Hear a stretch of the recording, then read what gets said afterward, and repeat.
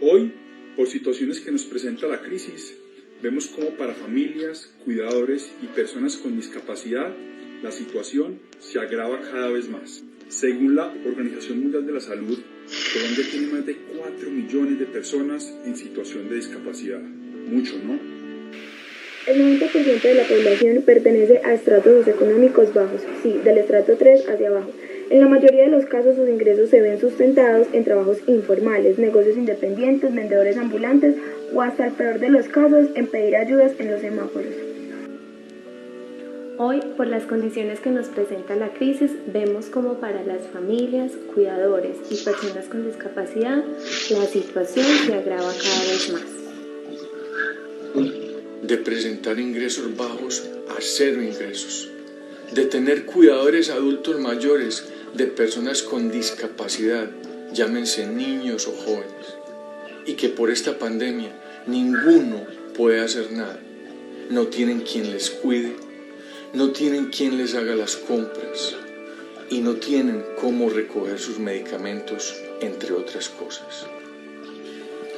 Y ahora tú, ¿te sientes encerrado o limitado por la situación que atravesamos como humanidad?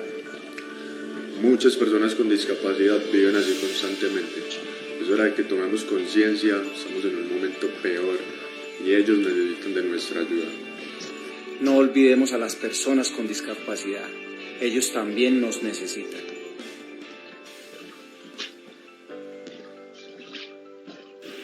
A ti. A ti. A ti. A ti también. A todos y cada uno de ustedes. Y así salir juntos de esta crisis. Quisiera hacer un llamado a todos los colombianos que durante estos tiempos difíciles han demostrado ser gente de gran corazón. Bien, ahora es el momento de ser el apoyo para tantas personas con discapacidad, porque juntos en la distancia podemos ayudar. Contamos contigo. En el Comité de Rehabilitación continuamos con procesos de atención mediante la tecnología para tener el mayor número de usuarios posibles. Nos renovamos y reinventamos como institución. Pero solo con la atención no basta. Ellos también necesitan ayudas para alimentos, medicamentos y en muchas ocasiones hasta para el alojamiento. Está en tus manos, está en nuestras manos. Yo dono al comité.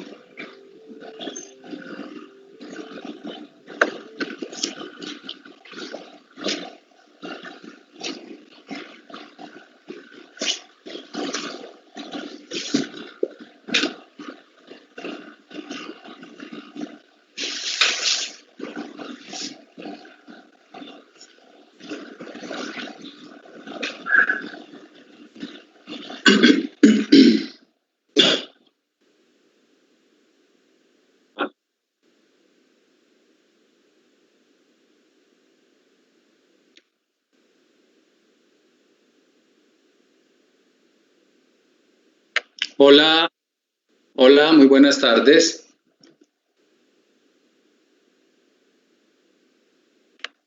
Bueno, es un gusto para el Comité de Rehabilitación tenerlos hoy aquí con nosotros, dando continuidad a esta serie de Facebook Live que hemos venido realizando todos los miércoles a las 2 de la tarde y que ha surgido básicamente como una iniciativa para tratar de acompañar un poco este momento como de confinamiento en nuestras casas.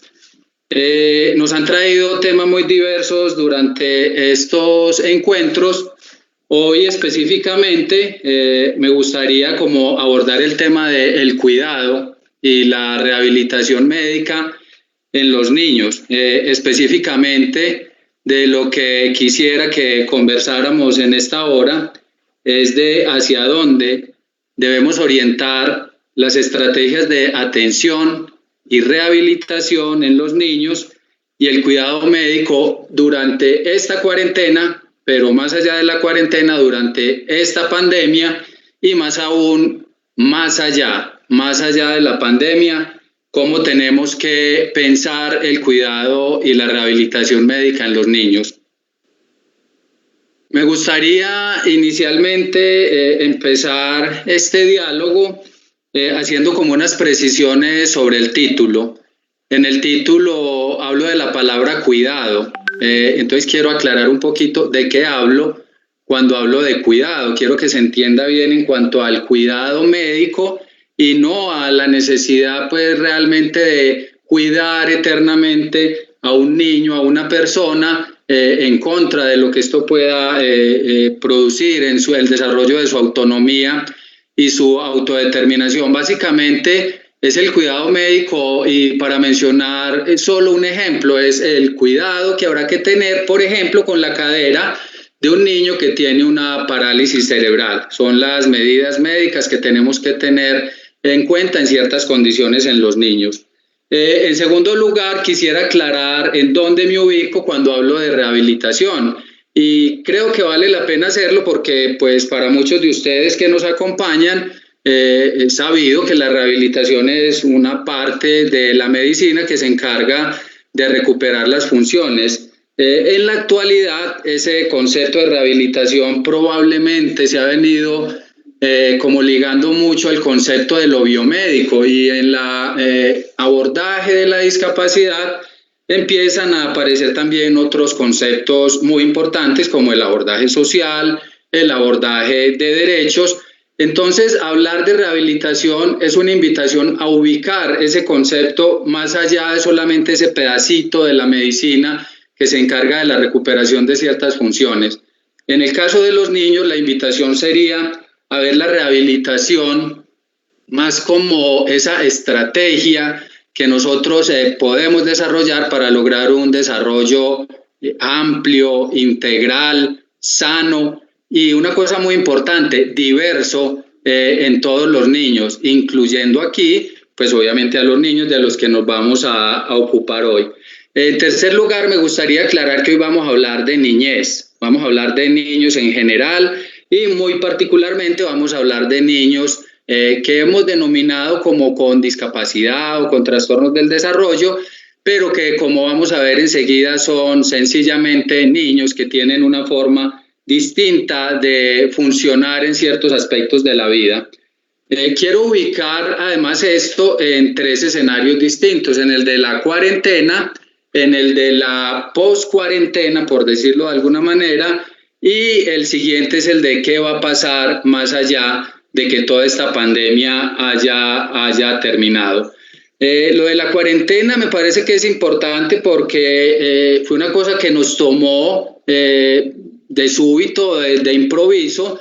Sabíamos que estaba ocurriendo algo en el mundo, pero súbitamente nos vemos confinados a nuestras casas y tenemos que empezar a recitar ese mantra de quédate en casa.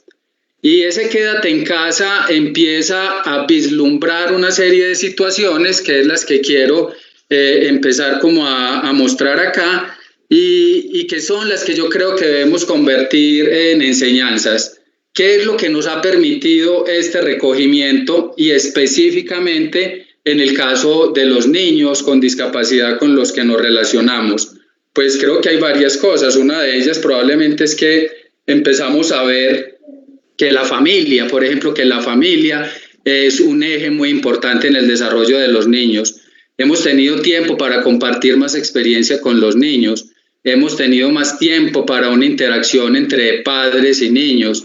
De otra parte, nos empezamos a dar cuenta, por ejemplo, que la tecnología, esa cosa que estaba ahí en algún momento, que ya nos estaba como sorprendiendo, nos coge de súbito y nos muestra que hay una cantidad de posibilidades.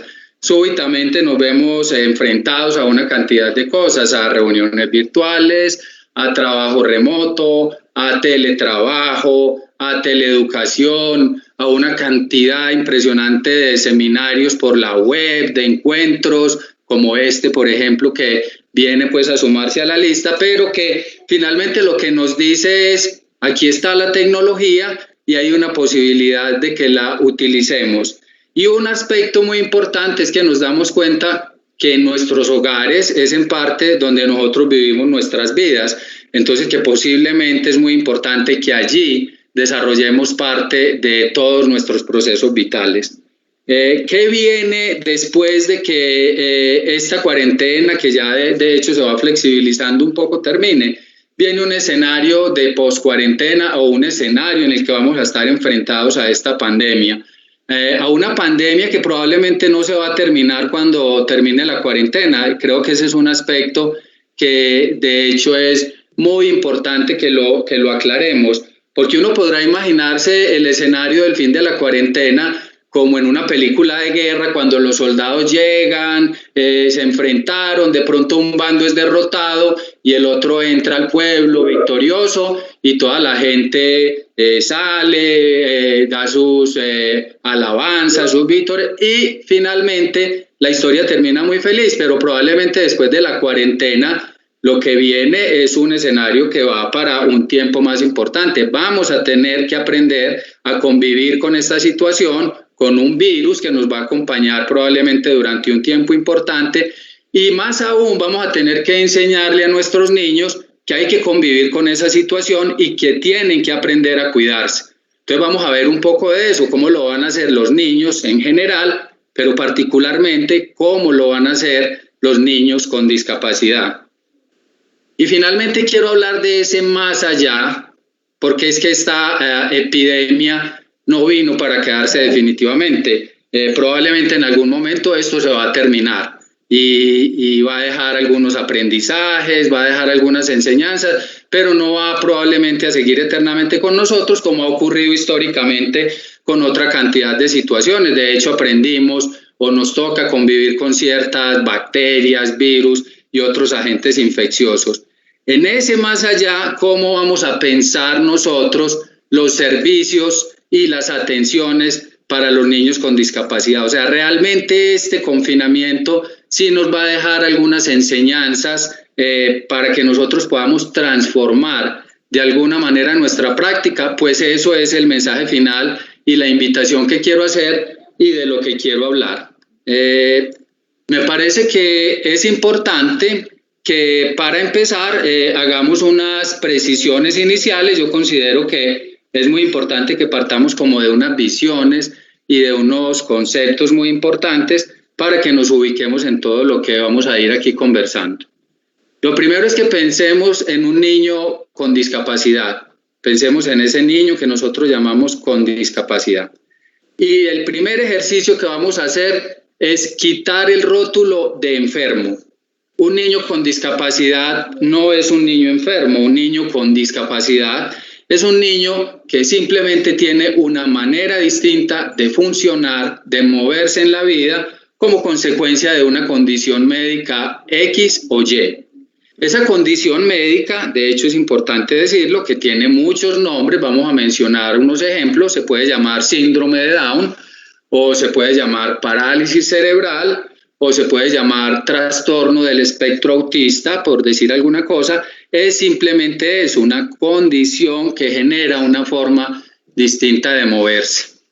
Vamos a tratar de visualizar aquí una imagen de un modelo que ha propuesto la Organización Mundial de la Salud y que se denomina la Clasificación Internacional de Funcionamiento, Discapacidad y Salud. Las siglas de este nombre tan largo es CIF. ¿Qué es lo que plantea el modelo de la CIF o el modelo de funcionamiento? Este modelo básicamente lo que plantea es que una condición determinada, por ejemplo, la que mencionábamos ahora, un síndrome de Down o una parálisis cerebral, puede ocasionar unas alteraciones en las funciones y en las estructuras del cuerpo. Eso es parte de lo que puede ocurrir cuando se tiene una condición de este tipo. Pero más importante aún es que esa condición puede afectar el desempeño en las actividades del niño. Eso es lo que se llama una limitación en la actividad. o puede de una manera importante restringir su participación.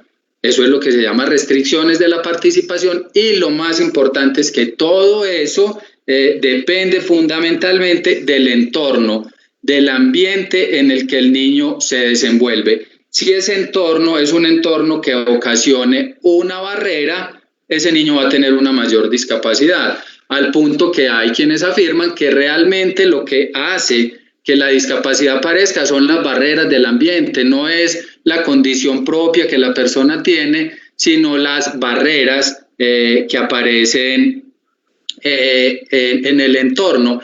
Desde esa perspectiva, pues es muy importante decir que mucho de lo que hemos hecho cuando concebimos, por ejemplo, la discapacidad en un niño como una enfermedad, es tratar de remediarla, y ese es un punto que es muy importante. Y si aquí pues hay familias, me parece que es muy importante que vayamos hablando de eso, porque esa situación realmente no la vamos a cambiar, esa situación se tiene, y eso es muy importante porque es el primer punto para que ese niño empiece a florecer en su desarrollo, es aceptar que hay una condición distinta, es ese proceso de aceptación. Ahora, lo que viene, que es la alteración en el funcionamiento, sí es muy importante que nosotros empecemos a influir sobre ella, porque esto es lo que finalmente altera el funcionamiento. Desde ese punto de vista, es muy importante, con esa imagen que estábamos viendo, que nosotros entendamos que no hay una sola persona que tenga una forma igual de funcionar a la otra. Funcionamos distinto y funcionamos distintos en todas las áreas de nuestra vida. Tengamos o no esa condición, que es lo que a veces hemos llamado discapacidad, que no es lo que realmente es la discapacidad. Finalmente, eso lo que nos lleva es a pensar que tenemos muchas formas de funcionar, tenemos funcionamientos diferentes. No podemos, por lo tanto, pretender que haya un solo funcionamiento y que ese sea el funcionamiento normal. Hay muchas formas de funcionar y tenemos que ser muy respetuosos de eso. Un niño, por ejemplo, con una condición X, digamos con una parálisis cerebral, puede funcionar de una manera completamente diferente a un niño que tiene la misma condición. Y un niño que no tenga una condición de salud puede tener también unas dificultades en el funcionamiento. Por lo tanto, no hay un patrón de funcionamiento normal. Y eso es muy importante, porque nos tenemos que alejar de lo que a veces se ha llamado la tiranía de la normalidad, el pretender que todos tenemos que ser iguales. El primer punto es que tenemos que ser muy respetuosos de que todos podemos funcionar de maneras distintas, pero que hay unos funcionamientos básicos que son los que le permiten a uno vivir la vida, y para eso es que se necesitan apoyos. Ahí aparece otro concepto muy importante, que es el concepto de los apoyos. ¿Cuáles son los apoyos que realmente tenemos que dar para que ese niño logre un adecuado funcionamiento, un funcionamiento que le permita vivir adecuadamente su vida? Ahí es cuando los equipos de rehabilitación empezamos a plantear objetivos. Y quiero en este momento también ser enfático en otra cosa. Una de las grandes angustias que todos tenemos y que los papás en particular tienen es el deseo de que su niño se pueda mover y se pueda comunicar de manera independiente. Pero el problema es cuando queremos que todos los niños caminen o que todos los niños hablen. Esto es muy importante porque caminar o hablar no son las dos únicas formas ni de movilizarse, ni de moverse por el mundo, ni de comunicarse. Entonces tenemos que empezar a plantear más bien estrategias que apunten a que el niño sea independiente hasta donde sea posible para su movimiento, así no camine, o que el niño sea independiente para comunicarse, así no hable, entre otros objetivos. Pero lo importante aquí entender es que esos no son los dos únicos objetivos y que el desarrollo es un concepto mucho más amplio y que los niños tienen muchas esferas en el desarrollo que deben ser atendidas y que nuestros objetivos deben ir específicamente a atender todo ese concepto amplio del desarrollo. Hay un grupo de investigadores que trabaja con niños que ha creado unas escalas de evaluación. En medicina se utilizan a veces escalas.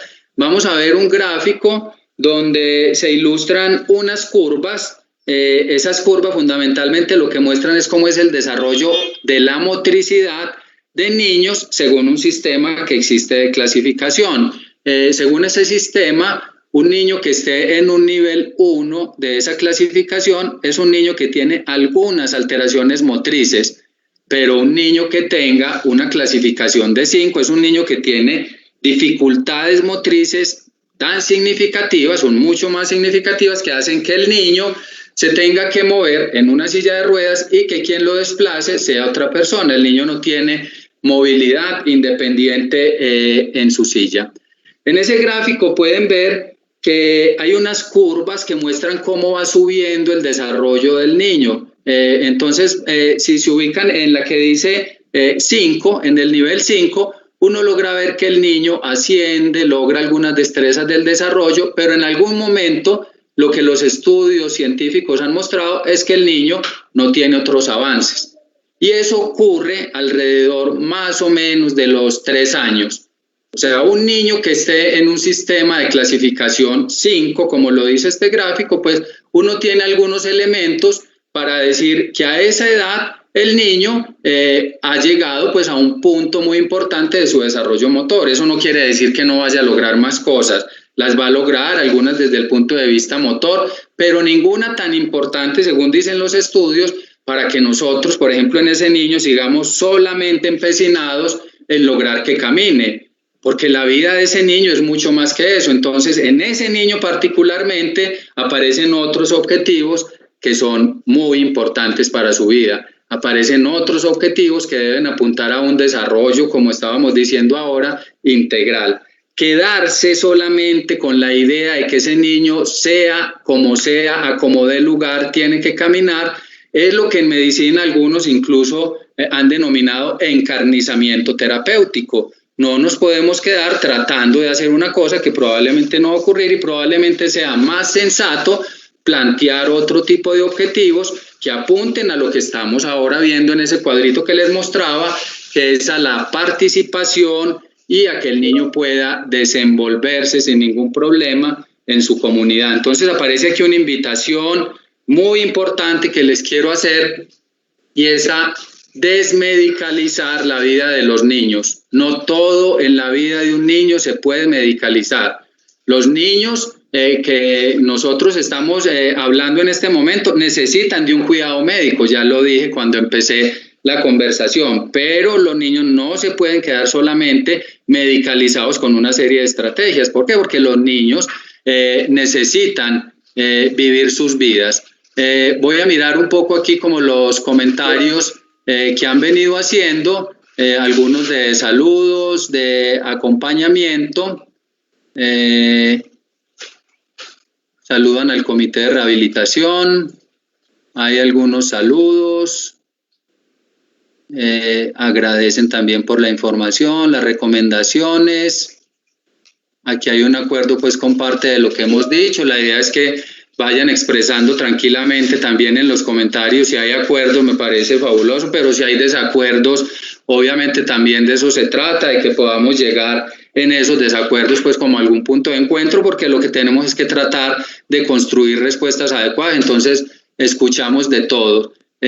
Por aquí hay un comentario. Hola doctor, muy buenas tardes, tengo una pregunta. ¿Cómo se trabaja el tema de la discriminación? Se lo pregunto porque de chiquito sufrí discriminación.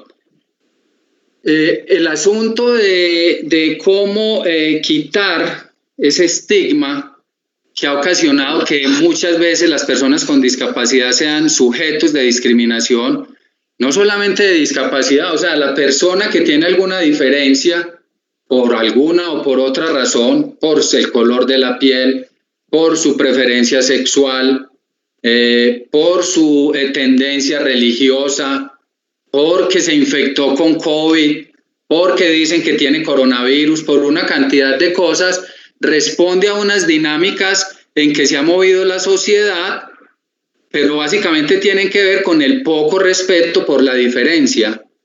cómo transformar eso y cómo llegar a una sociedad incluyente que no discrimine y que respete. Este es primero un asunto de derechos, pero primero es un asunto de enseñar y de cultura ciudadana. Creo que tenemos que empezar a transformar prácticas no solo individuales, sino de la comunidad. Ahora, ¿uno cómo logra transformar las prácticas de una sociedad? En la medida que yo logre transformar mis propias prácticas.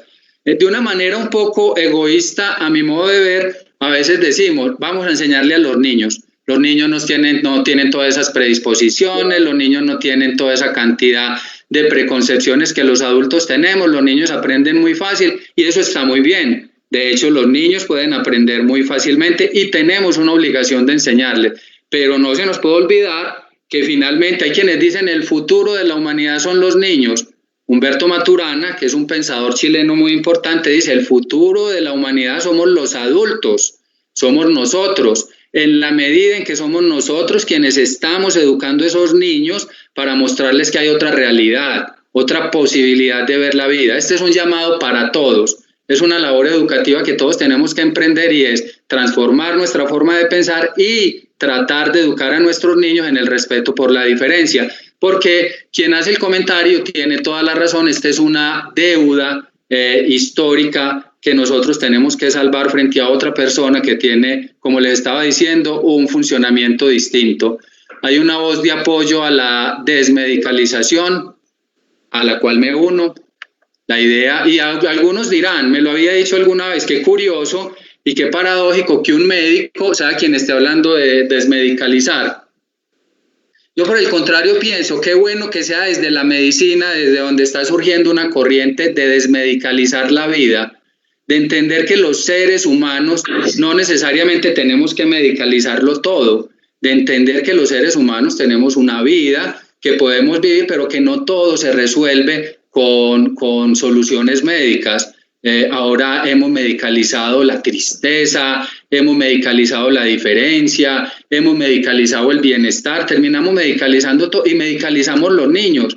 Medicalizamos el juego, medicalizamos la música, ya la música es terapia, el baile es terapia, todo es con marcas registradas, pero se nos olvida que los niños viven una vida que no tiene necesariamente que estar dentro de lo médico. Entonces, reitero que me uno a ese comentario de no a la medicalización. Aquí me piden poner la pantalla horizontal para ver mejor las imágenes, perfecto. Trataré de hacerlo. Me gustaría saber sobre el trabajo interdisciplinario con la población infantil en condición de discapacidad. Hay un concepto muy importante, el de la interdisciplinariedad. Pero estaba haciendo yo un comentario cuando inicié esta conversación y era de ir más allá de ese concepto de la rehabilitación médica. Entonces, cuando pensamos en trabajo interdisciplinario, inmediatamente vienen a nuestra cabeza las disciplinas que tradicionalmente tienen que ver con la rehabilitación. La medicina de rehabilitación o fisiatría, la fisioterapia, terapia ocupacional, la fonoaudiología, psicología, trabajo social, educación especial, neuropsicología, etcétera, etcétera. Me disculparán si no puedo mencionar todas las disciplinas, pero Esperanza Sánchez, que hace esta pregunta muy al lugar, es porque quiero decir, el trabajo interdisciplinario bajo esta nueva mirada del funcionamiento humano invita a que las disciplinas son muchas más. Tiene que haber personas del área del derecho abogando por los derechos de los niños, tiene que haber personas del área de la ingeniería, la arquitectura y el diseño tratando de transformar los entornos físicos en los que los niños viven sus vidas. Tiene que haber diseñadores, por ejemplo, pensando que los parques infantiles tienen que ser accesibles.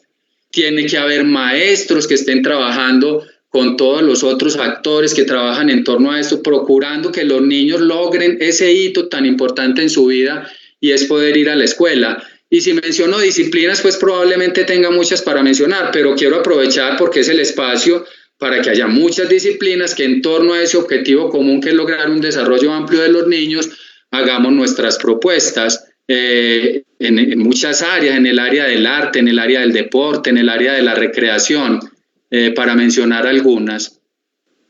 Muy importante este tema, dice Álvaro Arango, para que lo tengan presente en el aula de clase todos los educadores.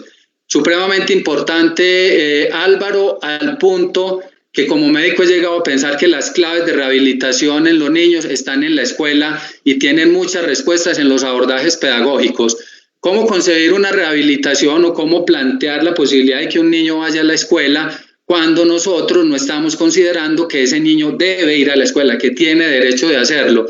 Por el contrario, lo que estamos viendo, que ocurren cambios importantes y afortunadamente cada día más, es que todavía hay situaciones de exclusión muy importantes. Entonces voy a lugar el comentario de Álvaro Arango, porque yo creo que aquí la escuela tiene un lugar fundamental. Por aquí hay otros mensajes de gratitud, les agradezco mucho pues por esos mensajes y de una vez pues se lo tramito al Comité de Rehabilitación, que es el facilitador de este espacio. Connie Vidales, gracias doctor, ¿cómo abordar el tema de seguridad clínica en la pospandemia cuando aún debemos cuidarnos con uso de tapabocas en niños en condición de discapacidad y con un niño autista, especialmente cuando tienen a veces tantas dificultades de desintegración sensorial y adaptación a ciertos estímulos? No es tarea fácil, Connie. A continuación voy a dar algunos tips. No estoy muy seguro que alcancen a responder del todo la pregunta, probablemente alcancen a ser muy generales, pero sí me parece que el tema es muy importante y lo voy a abordar en un momento, porque es que esas medidas que están mencionando aquí de distanciamiento social, de uso de tapabocas, de lavado de manos, todas esas medidas de bioseguridad serán ahora es que cobran importancia, han sido muy importantes desde que todo esto comenzó, pero pues obviamente hemos estado en las casas de alguna manera protegidos, pero ahora hay que empezar a cambiar el mantra de quédate en casa por cuídate en la calle. ¿Cómo nos vamos a cuidar y cómo vamos a enseñar a los niños, y muy especialmente a niños que tienen algunas dificultades, por ejemplo un niño con un trastorno del espectro autista? Pues ahora me voy a acercar un poquito para que podamos como emprender esa tarea y hacer pues como un esfuerzo para poder hacer eso. Entonces, Connie, se la debo, pero ahorita espero abordarla. Y si de pronto pues no damos respuesta, la idea es que vamos tratando ahí de encontrar una solución. Recapitulo un poquito lo que llevamos hasta ahora y es, en primer lugar, punto de partida, aceptar la condición que tiene el niño. Esa es una tarea muy importante.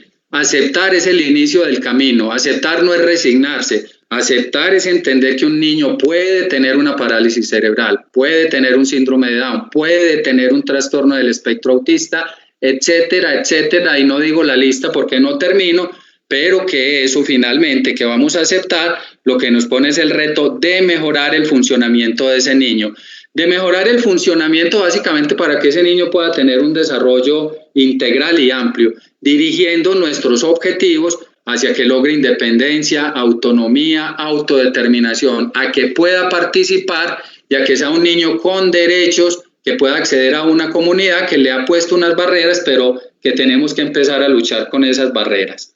¿Qué ha pasado entonces? Como para pasar un poquito a otro punto, es que nos va mostrando esta cuarentena. Voy a poner una imagen que probablemente ha estado circulando mucho por ahí en las redes, alguno la habrá visto. Esa imagen nos muestra unas curvas. Esas curvas básicamente lo que ilustran es como el escenario actual en esta situación del coronavirus y del COVID. En una primera situación vamos a ver que ha habido un ascenso grandísimo, rápido, en algunos países mucho más que en otros, de una cantidad de personas que se han venido infectando con este virus. Eso ha hecho que toda la atención médica, que todas las estrategias de salud estén volcadas allá.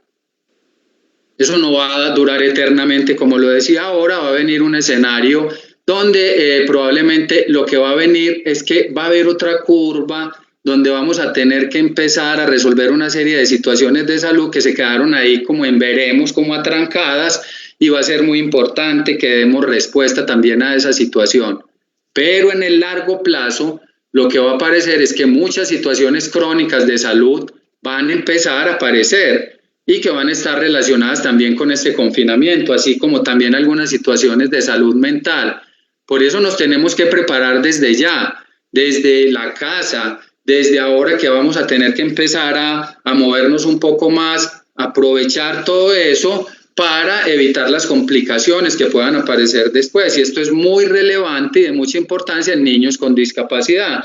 Esa pues no ha sido otra la razón por la que el Comité de Rehabilitación ha venido como aproximándose a este tipo de estrategia, porque hemos hablado de cómo hacer el juego en la casa, de cómo hacer actividades de estimulación en casa, de cómo empezar a tener cuidados de salud mental, y seguiremos abordando, como les decía, todos los miércoles a las 2 de la tarde, algún tema que nos permita ir como de alguna manera previniendo que en el largo plazo vayamos a tener un número de complicaciones físicas y mentales por este confinamiento.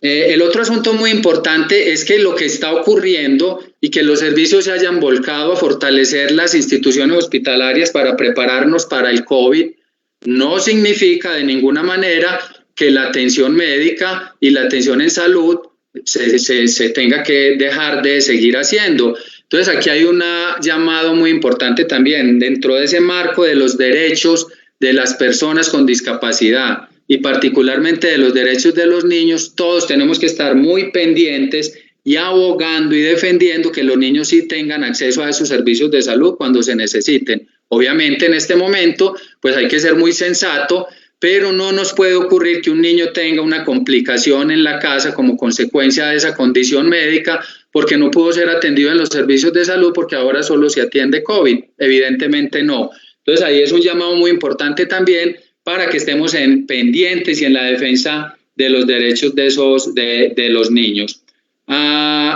Otro asunto muy importante que nos ha venido como mostrando esta cuarentena es el que estaban mencionando ahorita, el que mencionaba Connie Vidales, y es cómo se van a cuidar los niños, porque pues se viene un escenario donde vamos a salir, todavía las escuelas, el gobierno no da la orden de que empiecen, pero en algún momento vamos a empezar y nos vamos a tener que empezar a cuidar. Las medidas de cuidado en los niños no son distintas a las medidas que ustedes han escuchado 1000 veces en la televisión, en las redes sociales. Lavado de manos, uso de tapabocas idealmente cuando esto sea posible. Si no se puede usar un tapabocas, yo sé y he visto que hay, por ejemplo, caretas que tienen muñequitos en la parte de arriba, que son muy adecuadas para los niños, con los cuales de alguna manera y a través del juego podemos animarlos a que las utilicen cuando se necesite, y hay que enseñarles muy especialmente lo del distanciamiento social. Probablemente no va a ser una tarea fácil, pero vamos a tener que ser muy creativos. Un niño, y les voy a poner un ejemplo, un niño que tenga una manito espástica, o sea, como muy rígida, que quienes trabajamos pues con niños con parálisis cerebral vemos mucho, vamos a tener que enseñarle que se tiene que lavar las manos, y si él no es capaz solo, nosotros vamos a enseñarle con un cuidador que tenga unas adecuadas medidas cómo se va a lavar, y son medidas tan simples como su manito se puede sumergir en un recipiente con agua limpia y jabonosa. Adicionalmente vamos a empezar a hacer un masaje inicialmente de este dedo, lo vamos a separar y vamos a ir separando cada dedo, explicándole al niño qué se hace hasta lograr en la medida de lo posible una apertura de la mano y enseñarle que eso es importante, para mencionarle solo un ejemplo, pero vamos a tener que ser muy creativos en todas estas medidas. Por otra parte, hay que educar a los niños. Los niños, muchos están desesperados en la casa. ¿Qué le pasó a mi papá y a mi mamá que se encerraron? No me volvieron a sacar, no volví a ver a mis amiguitos. Entonces les tenemos que explicar qué es lo que está pasando. Hay mucho material en torno a eso, pero vamos a transmitir un video muy cortico, no pasa de 2 minutos, y ustedes van a poder buscar por internet esta información que además aparece en un cuentecito donde se explica fácilmente a los niños qué es todo esto que está pasando. Ese video ha sido avalado por la Organización Mundial de la Salud, por la UNICEF, entonces yo creo que nos da mucha confianza para que ustedes lo puedan buscar en internet. Entonces vamos a ver en 2 minuticos el video.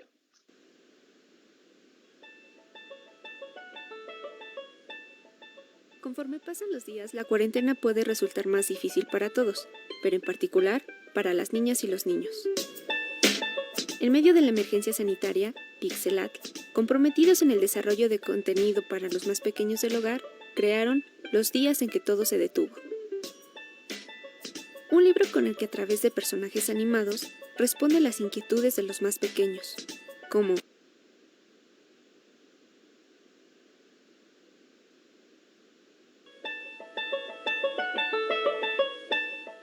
conforme pasan los días, la cuarentena puede resultar más difícil para todos, pero en particular para las niñas y los niños. En medio de la emergencia sanitaria, Pixelatl, comprometidos en el desarrollo de contenido para los más pequeños del hogar, crearon Los días en que todo se detuvo. Un libro con el que a través de personajes animados responde a las inquietudes de los más pequeños, como ¿qué es un virus? ¿Qué es el coronavirus? ¿Por qué existe el COVID-19? ¿Y qué lo hace diferente? E incluso se les explica el por qué están resguardados en casa sin poder ver a sus amigos y a sus seres queridos. Con juegos y actividades lúdicas, se les enseña también la forma correcta de lavarse las manos, a diferenciar los síntomas que podría tener una persona contagiada de COVID-19, qué hacer si te sientes mal, cómo estornudar, cómo toser y sobre todo, cómo guardar una sana distancia. 24 ilustradores mexicanos y un grupo de pedagogos formaron parte de este proyecto. Fieles a la ideología de Pixelatl, comprendieron que esta era una oportunidad para poner al alcance de los más pequeños información que les ayuda a comprender el panorama que estamos viviendo. Hasta hoy, este libro tiene más de 1 millón de descargas y ha sido impreso al español en países como Bolivia, Venezuela, Ecuador, Nicaragua y Costa Rica. Ahora se está traduciendo al inglés, al árabe, al portugués, al francés, al alemán y al rumano. Y en consonancia con su concepto de inclusión, también ha sido llevado al lenguaje de señas. ¿Están listos para aprender?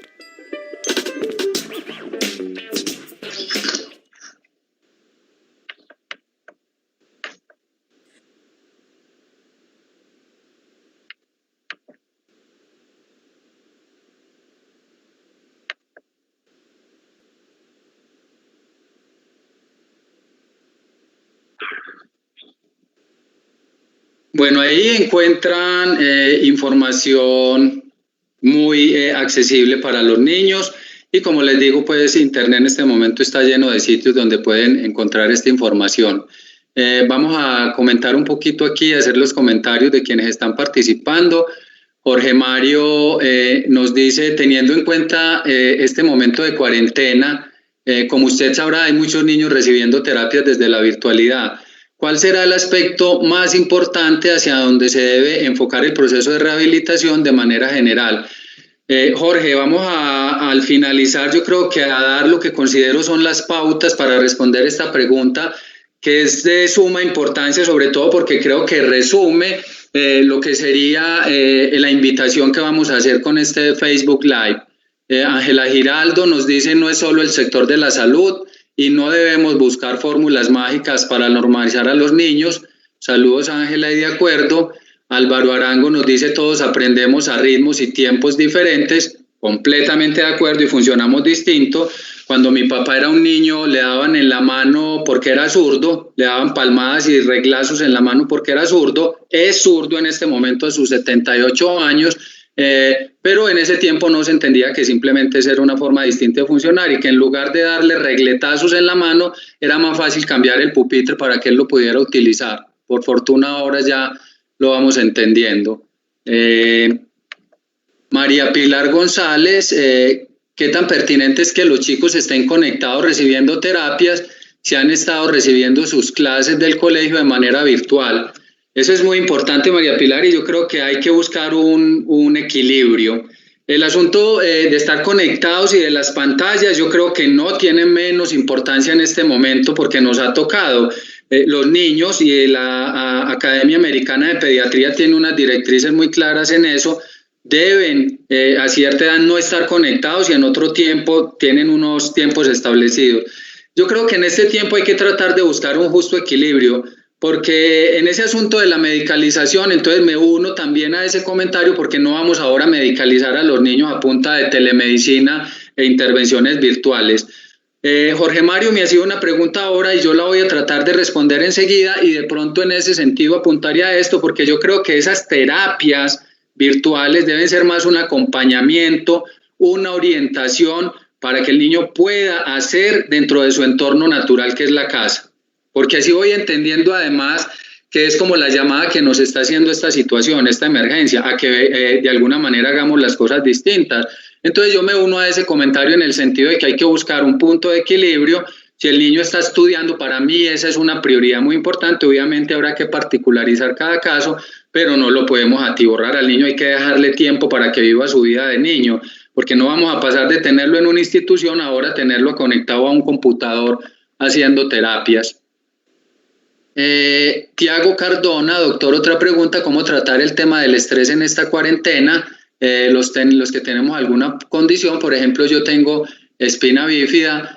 Tiago, yo no soy el más, siquiera hagamos una cosa más bien para responderle específicamente a esa situación, porque ha habido 2 Facebook Live previos en los que no sé si usted pudo participar, donde se abordó el tema de la ansiedad, del estrés y la situación mental, pero como aquí hay una situación particular y es la que usted está teniendo, se puede comunicar sin ningún problema conmigo. Si tiene forma de anotar, copia el correo, y si no enseguida se lo anoto acá. Es SD, S de sapo y de dedo, SD médico @elcomité.org.co.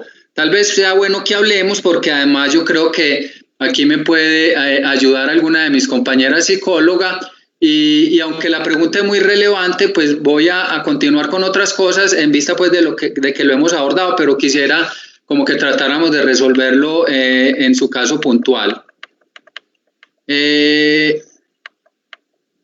Ya enseguida les escribo el nombre del video o el cuento. Bueno, ya me ayudaron por acá el día en que todo se detuvo. Muchas gracias a quien pregunta, y muchas gracias a Alejandra Peláez, que me tiró ahí el salvavidas y ya puso la respuesta. Por aquí, doctor, buenas tardes. Una pregunta, el estrés en los niños por el encierro, ¿qué tanto las afecta? Saludos de las hermanitas Aristizábal. No, saludos míos para las dos. Hablemos también, yo pues como porque veo que, como saben, el tiempo en televisión es oro y se nos agota, sé que lo tenemos que abordar, pero usted y yo podemos hablar y podemos ver en el caso específico de las niñas cómo vamos a hacer, entre otras cosas, porque algo me había comentado. Entonces yo creo que vale la pena que lo hablemos, pero aprovecho pues y le envío el saludo a las niñas. No sé si estén viendo, pero si me están viendo, va un saludo para ellas dos. Hay que adoptar rutinas con los ejercicios que nos han enseñado en las terapias presenciales, dice Alejandra Peláez, completamente de acuerdo. Y trascender un poquito solamente ese concepto de terapia y ejercicio y empezar a ver esto un poco más como otra serie de intervenciones más naturales, que ya vamos a hablar un poquito de eso. Y Yuri, saludos también, qué bueno tenerte por acá. Me hace el favor y escribió el correo mío. Entonces, a quienes les pedí que se comunicaran o quien desee hacerlo, ahí tienen también el correo en los comentarios para que sin ninguna duda me escriban. Nos queda pues un tiempo corto. Voy a estar también pendiente de qué otros comentarios hay, pero quiero ir como redondeando la idea final. Es ese más allá que tenía el título, entiéndase bien, ese más allá, como que en algún momento esta situación va a terminar, pero lo que esperamos es que esto nos deje aprendizajes, que toda esta situación que no ha sido del todo fácil nos deje unas enseñanzas. Es donde propondríamos llevar las cosas. Yo creo que esta es una invitación a que diferentes sectores, diferentes profesionales y actores, no necesariamente profesionales, ojalá aquí me estuvieran escuchando varios papás. Sé que los hay porque por aquí veo ya el saludo de Manuel Bustamante y la mamá, entonces va también mi saludo para Emanuel. Es que nos unamos todos, que nos unamos y que aprendamos un poquito y podamos tomar las enseñanzas que esto nos ha dejado y adaptemos como esa máxima japonesa que dice todos nos debemos unir con el mismo propósito, porque cuando todos tenemos el mismo propósito, todos en torno a ese propósito vamos a poner nuestro mejor esfuerzo. ¿Y cuál es el propósito en este caso puntual de lo que estoy hablando? es lograr una forma distinta de hacer las cosas, una forma que sea distinta y que dé más respuesta a las necesidades que los niños tienen, que atienda a su desarrollo integral, diverso, es muy importante, o sea, distinto, no todos tienen que actuar bajo ese patrón de normalidad. Y entonces, ¿qué propongo? Primero, que pensemos una estrategia que, basada en esa clasificación que les mostraba al principio, se centre en el desarrollo de la independencia y la autonomía en los niños.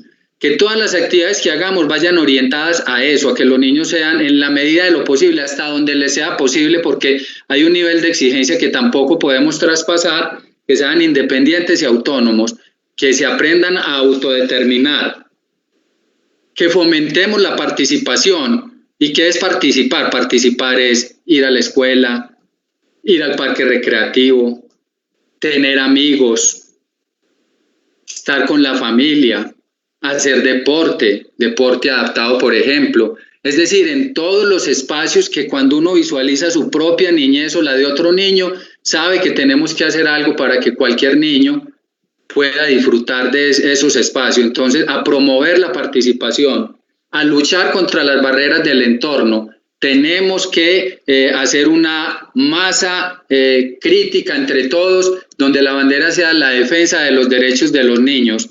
Y ahí los invito también a que trabajemos. Tenemos que definir adecuadamente cuál es el concepto de apoyos. Apoyos no es igual solamente a terapia. La terapia es una parte y es uno de los apoyos. No se puede desconocer, pero los apoyos van mucho más allá. La tecnología es un apoyo muy importante. Fomentar las relaciones con los amigos, una de las grandes deudas también, porque es una queja de muchas de las familias y una de las preocupaciones de los niños es que no tienen un grupo de amigos. Dar apoyos para que eso pueda ocurrir, y en ese sentido hay iniciativas que ya han corrido en otras partes y son muy exitosas y las tenemos que desarrollar. En tercer lugar, yo los invito a que los que somos terapeutas, médicos o terapeutas de alguna área específica, nos veamos como facilitadores.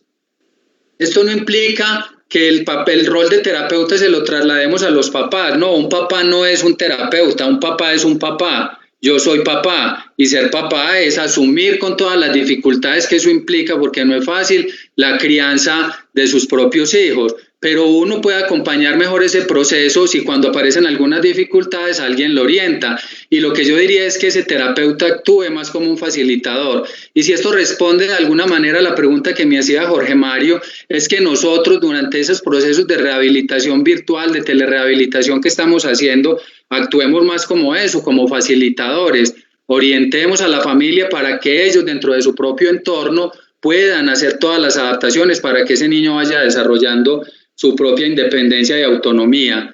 En cuarto lugar, me parece que esto nos ha mostrado que la casa es el entorno donde muchos nos movemos, pues por fortuna para muchos, desafortunadamente una situación muy crítica para otros, donde las medidas de confinamiento han sido tan complejas, pero la casa es un sitio donde los niños hacen su vida, el parque recreativo cuando esto ya se vaya haciendo posible, la escuela, el club deportivo, el grupo de amigos, esos son los entornos naturales.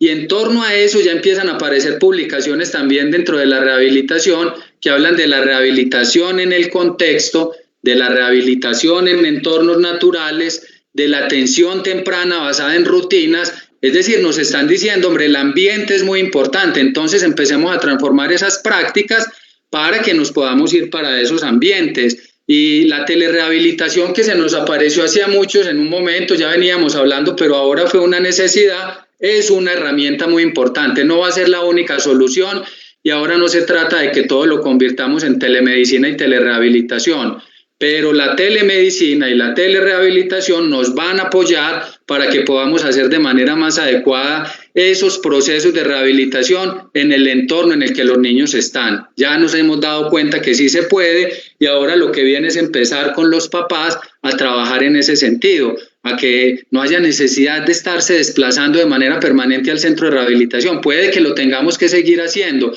pero aprovechemos eso que nos están diciendo ahora, que no me lo estoy inventando yo, que la rehabilitación en entornos naturales es una posibilidad y en este momento se nos está mostrando que la tenemos que aprovechar. De hecho, hay unos trabajos muy interesantes de teleintervención y modelos basados en rutinas que podemos nosotros empezar a mirar en este momento con mucha seriedad, con mucha determinación y convencidos de que probablemente sí hay una forma distinta de hacer las cosas. Ese era básicamente como el mensaje que yo quería transmitir. Voy a aprovechar estos últimos minutos para mirar aquí algunos comentarios adicionales que se hayan hecho. Un saludo de Samuel Quintana. Samuel es otro digo viejo conocido, pero son los que me han visto a mí, son jóvenes, pero me han visto a mí envejecer. Doctor, buenas tardes, mi niño, cuando vamos a hacer algo, dice Yurani Mantilla, sea alguna terapia o alguna actividad, empieza bien, pero ya después, y mucho a los 2 minutos, se enoja y todo lo tira o lo daña. ¿Qué podría hacer en ese caso? Muy importante, porque me da pie para decir algo. A veces pensamos que es que la terapia el niño la tiene que hacer. Y a nosotros nos enseñaron que con sangre, sudor y lágrimas las cosas se aprenden. Pero ahora ha tomado mucha importancia una cosa que ya de tiempo atrás sabíamos, y es que la motivación es un asunto determinante en el aprendizaje. Si el niño está aburrido, no hay que insistir, ese no es el momento. Porque si un niño está desmotivado, ahí no va a haber aprendizaje. Y no hablo de aprendizaje solamente de la parte académica. El aprendizaje motor, por ejemplo, cuando a través de un juego estamos tratando de desarrollar una destreza, solamente se da cuando haya motivación. O sea que si el niño de Yurani Mantilla en este momento a los 2 minutos se está enojando, es porque algo está pasando, y el primer asunto es a trabajar el tema de la motivación. Si no hay motivación, entonces tenemos de pronto que repensar la estrategia. No sé con quién lo está trabajando, pero bien valdría la pena que el grupo que la está orientando se plantee entonces si la estrategia no está funcionando con el niño. Por aquí hay unos agradecimientos, ajustarnos a la realidad, favoreciendo la independencia.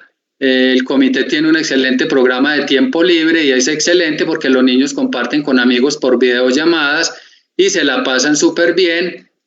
Por aquí hay unos agradecimientos. A veces los niños se cansan de ir a las instituciones a realizar las terapias. Doy fe de eso porque me lo tratan de decir incluso en las consultas que yo haga. Entonces, tengan eso en cuenta, porque hay un momento en que si el niño está desmotivado, pues sin duda tenemos que cambiar la estrategia. Álvaro Arango, lo conozco, por aquí me pone que está, entonces le envío un saludo. Potencializar la toma de decisiones desde la familia. Hay otras, les agradezco mucho pues como los saludos y las felicitaciones. Estamos ya pues como cerrando este encuentro. Quería adicionalmente invitarlos para que quienes puedan, hoy a las 4 de la tarde, UI, que es una organización que trabaja con personas con discapacidad, con Nutaves Club, que es un club de personas que practica rugby en silla de ruedas, van a hacer un encuentro para explicarnos de qué se trata el rugby en silla de ruedas. Entonces los invito por el Instagram de WHEE, WHEE, van a poder encontrar cómo enlazarse a esta actividad. De igual manera los invito a que continúen siguiéndonos en las redes sociales. Nosotros estamos pues como para tratar de atender sus inquietudes. Recuerden que los miércoles a las 2 de la tarde nos seguiremos reuniendo por ahora, por un tiempo en que sabemos que esto puede aportar algo en estos Facebook Live. La semana entrante no va a ser distinto, sabe que a las 2 de la tarde los vamos a esperar. Les doy un inmenso agradecimiento a todos quienes tuvieron la paciencia para estar conectados aquí escuchándome. Finalmente, pues, a pesar de que la virtualidad da herramientas muy importantes, pues uno quisiera poderlos estar mirando a los ojos y saber todos los que han estado aquí escuchando. Supe de algunos, les envío toda mi gratitud, les envío un saludo muy especial. Tengan toda la fe que esta situación es una situación que se supera, que nos va a dejar unos aprendizajes. Cuídense mucho ustedes, especialmente cuiden a los niños. Tengan en cuenta que de los niños que aquí nos convocaron hay unos que pueden tener unos factores de riesgo más importante.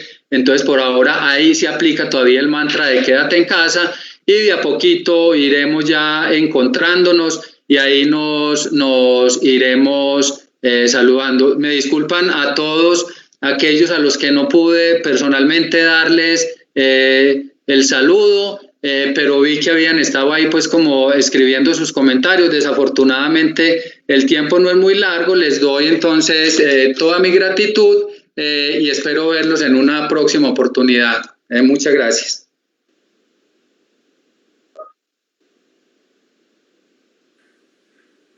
Hoy, por situaciones que nos presenta la crisis, vemos cómo para familias, cuidadores y personas con discapacidad, la situación se agrava cada vez más. Según la Organización Mundial de la Salud, Colombia tiene más de 4 millones de personas en situación de discapacidad. Mucho, ¿no?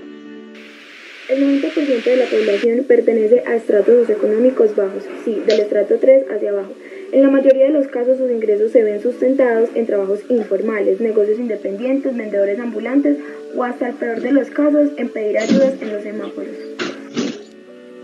Hoy, por las condiciones que nos presenta la crisis, vemos como para las familias, cuidadores y personas con discapacidad, la situación se agrava cada vez más. De presentar ingresos bajos a cero ingresos, de tener cuidadores adultos mayores de personas con discapacidad, llámense niños o jóvenes, y que por esta pandemia ninguno puede hacer nada. No tienen quien les cuide, no tienen quien les haga las compras y no tienen cómo recoger sus medicamentos, entre otras cosas. Y ahora tú, ¿te sientes encerrado o limitado por la situación que atravesamos como humanidad? Muchas personas con discapacidad viven así constantemente. Es hora de que tomemos conciencia, estamos en un momento peor y ellos necesitan de nuestra ayuda.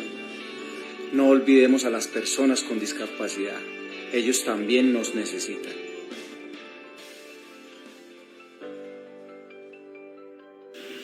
A ti. A ti. A ti. A ti también. A todos y cada uno de ustedes. Y así salir juntos de esta crisis. Quisiera hacer un llamado a todos los colombianos que durante estos tiempos difíciles han demostrado ser gente de gran corazón. Bien, ahora es el momento de ser el apoyo para tantas personas con discapacidad, porque juntos en la distancia podemos ayudar. Contamos contigo. En el Comité de Rehabilitación continuamos con procesos de atención mediante la tecnología para tener el mayor número de usuarios posibles. Nos renovamos y reinventamos como institución. Pero solo con la atención no basta. Ellos también necesitan ayudas para alimentos, medicamentos y en muchas ocasiones hasta para el alojamiento. Está en tus manos, está en nuestras manos. Yo dono al comité.